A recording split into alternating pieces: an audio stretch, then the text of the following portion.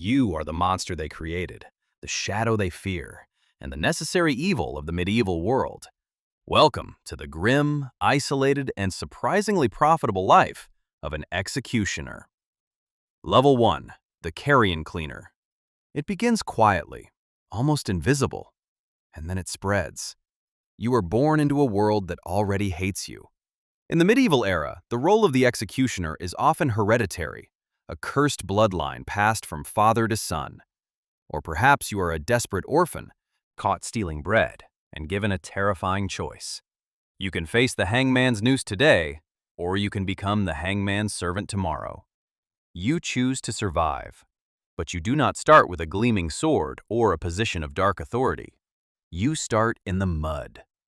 You are a boy, barely strong enough to push the heavy wooden axles of the death cart. The cobblestones of the city are uneven, slick with morning frost and the refuse of 1,000 crowded lives. Your job is the absolute lowest in human society. You are the carrion cleaner. When the Black Death sweeps through the narrow, suffocating streets, you are the one sent into the silent, quarantined houses. You drag out the heavy, lifeless burdens. You load them onto the cart. You wheel them to the deep pits far outside the city walls. When a criminal has been left hanging in the iron cages on the high hill for too many weeks, meant to serve as a rotting warning to travelers, it is your job to climb the wooden beams and cut them down. The scent of your grim trade is a physical wall. It clings to your coarse woolen clothes, to the sweat in your hair, to the very pores of your skin. No amount of harsh lye soap or river water will ever wash it away. And the society that created you makes sure you know it. When you walk through the crowded marketplace to buy a simple loaf of bread, the sea of people parts before you. Not out of respect, out of utter, primal disgust. The village baker will not hand you the bread. He places it on a wooden board and slides it across the table, pulling his hands away sharply, refusing to let his fingers brush yours. The copper coins you pay with are swept directly into a bowl of harsh vinegar to cleanse them of your cursed touch. You are absolutely necessary for the city to function, but you are a ghost among the living. Level 2. The Dungeon. Apprentice years pass in the shadows. Your shoulders grow broad and thick from the endless, heavy labor. Your face grows hard, setting into a permanent mask of quiet stoicism to survive the isolation.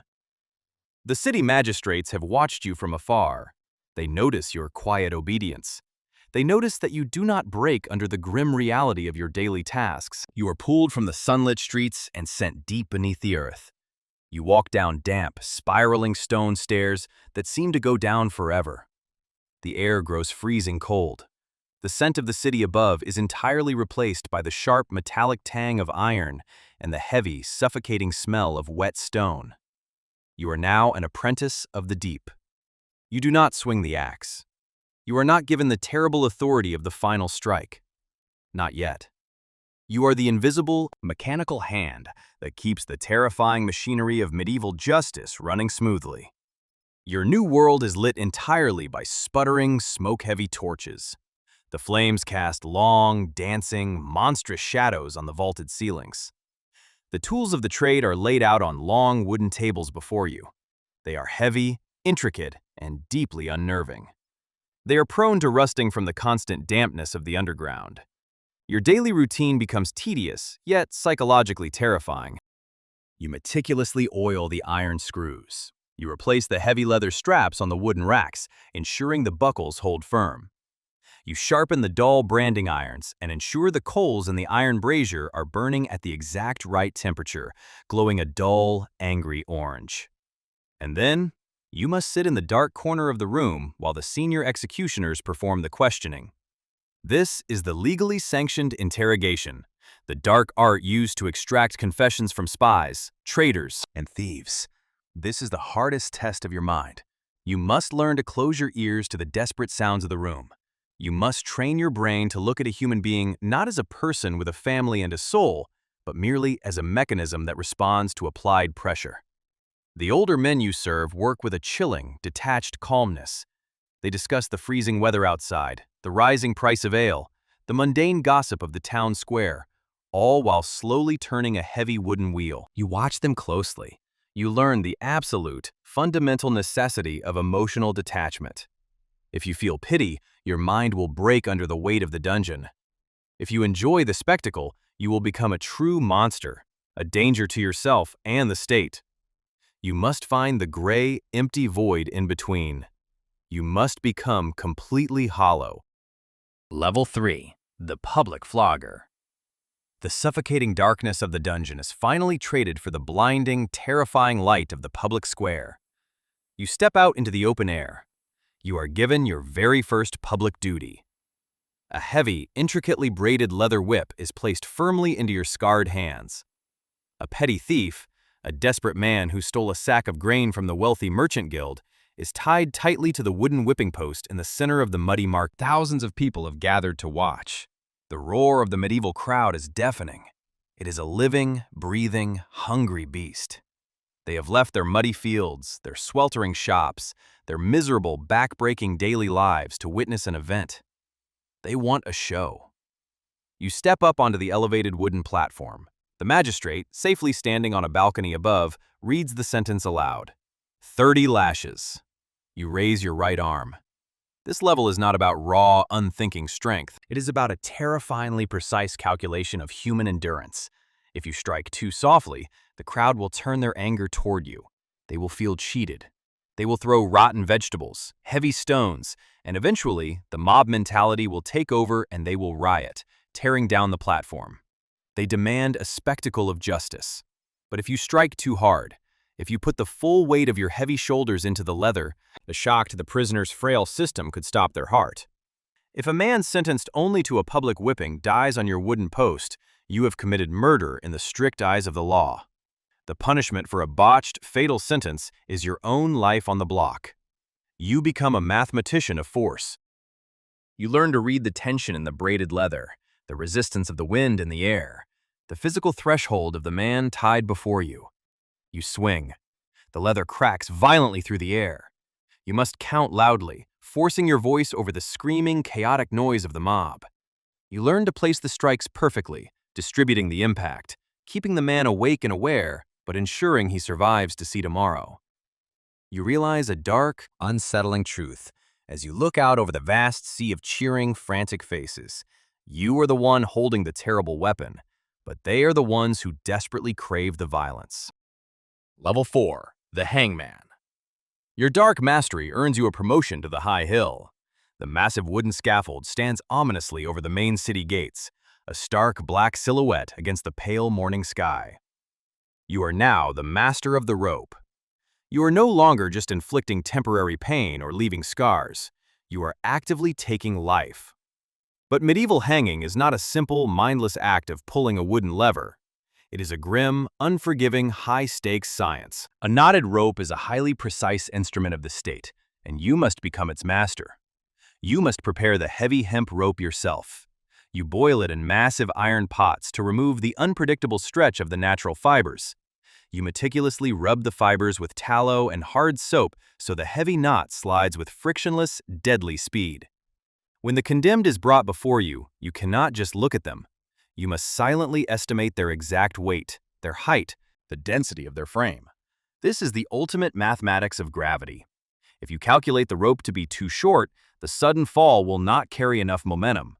The terrible end will be slow, agonizing, and drawn out over endless minutes.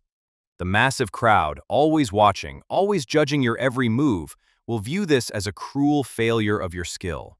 They will scream curses at you. They will threaten your home.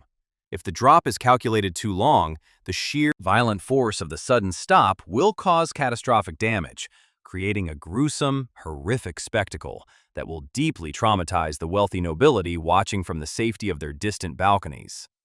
If you upset the lords, you lose your position. It must be absolutely perfect, every single time. The sun rises, casting a cold light over the quiet valley. The prisoner has walked up the 13 creaking wooden steps. A priest mutters rapid, desperate prayers in Latin, holding a small silver cross. You stand behind the prisoner, entirely silent. You secure the heavy, greased knot just behind the left ear, finding the exact point of leverage. You place the rough linen hood over their eyes, blocking out the light of the world. You step back. You pull the heavy iron lever. The wooden trapdoor bangs open with a sound like a cannon shot. The greased rope snaps taut with a violent crack that echoes across the silent valley. Perfect stillness follows. You have executed your duty flawlessly. You have mastered the brutal physics of the gallows. But as you pack away your coiled ropes and walk back down the lonely hill toward the city, the townspeople spit at your boots. You are a highly skilled servant of the king's law, executing the king's justice, yet you are treated exactly like a common murderer. Level 5, the Outcast Executioner. You have survived the gallows. You have mastered the rope. The city council recognizes your dark talents and grants you the final, terrible promotion. You are given the heavy, two-handed iron axe. You are now the official executioner of the city, a master of the high justice. But this ultimate promotion comes with an absolute, crushing cost. You are legally banished from living among the people you serve. The city provides you with a large, comfortable house, but it is built far outside the protective stone walls, usually next to the leper colony or the public waste grounds. You are given a specific bright uniform to wear, often a striking red or black, so that honest citizens can see you coming from a mile away and cross the street to avoid your shadow. And you are given the mask. It is not meant to protect your identity. Everyone in the region knows exactly who you are. The mask is meant to strip away your humanity. When you put the heavy leather over your face, you cease to be a man. You become the blind, unfeeling instrument of the law. Your daily life becomes a bizarre paradox of extreme isolation and strange wealth. Because no respectable merchant will hire you, and no guild will accept your sons, you are granted exclusive, monopolistic rights to a terrifying shadow economy. You are allowed to take the clothes and belongings of the condemned. You are paid a high fee in silver for every swing of the axe. Furthermore, the dark superstitions of the medieval world turn you into a twisted kind of pharmacist. Desperate people sneak to your isolated house in the dead of night, paying exorbitant sums of gold for a piece of the hangman's rope, which is believed to bring good luck, or for remedies made from the grim byproducts of your trade. You become one of the wealthiest men in the district. Your table is covered in rich meats and fine imported wines. Your chest is heavy with silver coins. But you eat every meal in absolute, deafening silence. You cannot go to the tavern. You cannot attend the church festivals. If you step into a public inn, the entire room falls dead silent, and the innkeeper will smash the cup you drank from the moment you leave. You are a king of the shadows, ruling over a kingdom of the dead, entirely cut off from the warmth of the living. Level 6, the Master of the Wheel. Your reputation for flawless, unflinching efficiency spreads across the kingdom. You are no longer dealing with common thieves or unlucky peasants. You are called upon by the highest magistrates to handle the most dangerous, infamous enemies of the state. Bandits who terrorized entire regions, heretics who defied the powerful church. You are tasked with the grand, terrifying spectacles of public justice. You become the master of the breaking wheel. This is not merely an execution. It is a highly choreographed, intensely political piece of theater.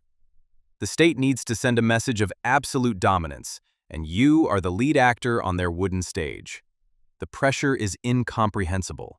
You stand on a massive, elevated platform in the center of the largest plaza. Tens of thousands of people are packed tightly together, a suffocating sea of bodies pushing against the wooden barricades. The noise is a physical force that beats against your chest. The air is thick with the smell of cheap ale, unwashed bodies, and raw, electric anticipation. You hold a heavy, iron-banded wagon wheel. Every single eye in the city is locked onto your hands. You must perform the grim task with absolute mechanical perfection. The sentence dictates a precise number of strikes, delivered in a precise order over a precise amount of time. If you lose your nerve, if your hands shake, or if you deliver a fatal blow too early, you ruin the spectacle. The magistrates watching from the high towers will mark your failure. The massive crowd, deprived of the specific show they were promised, will turn into a violent, uncontrollable riot. You realize the terrifying truth of your existence. You are not in control. You are a prisoner to the mob. You are a slave to the expectations of the screaming thousands. You must turn off your heart, empty your mind, and become a living machine of the state. You strike. The crowd roars. You strike again. You feel nothing. You hear nothing. You have survived by burying your soul so deep that not even you can find it anymore. Final level, the Royal Executioner. A heavy parchment arrives at your isolated home, sealed with the blood-red wax of the crown.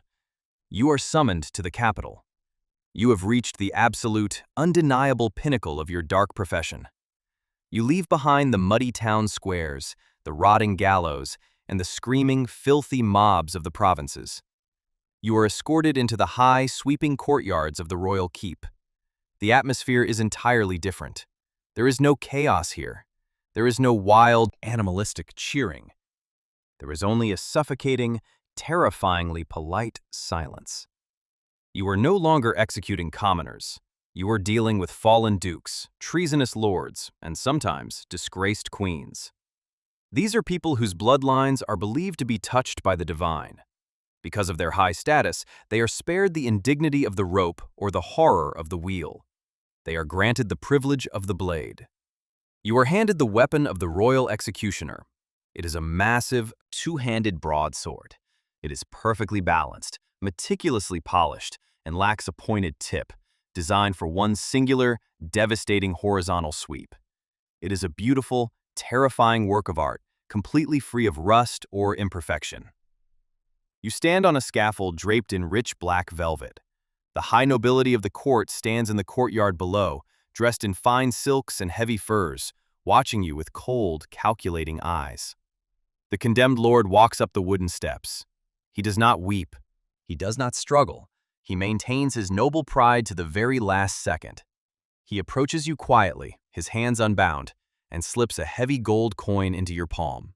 It is a traditional bribe, a final payment to ensure your hands do not shake, to ensure the blade is sharp, to ensure that the end comes in a single, painless flash of silver. You nod silently. He kneels before the low wooden block. You raise the heavy broadsword high above your shoulders. The polished steel catches the bright morning sun, gleaming like a beacon of absolute, final authority. In this fleeting, frozen second, you hold more power than any king, any magistrate, or any god on earth. You take a deep breath. You swing the blade. You are no longer a man. You are the edge of the sword.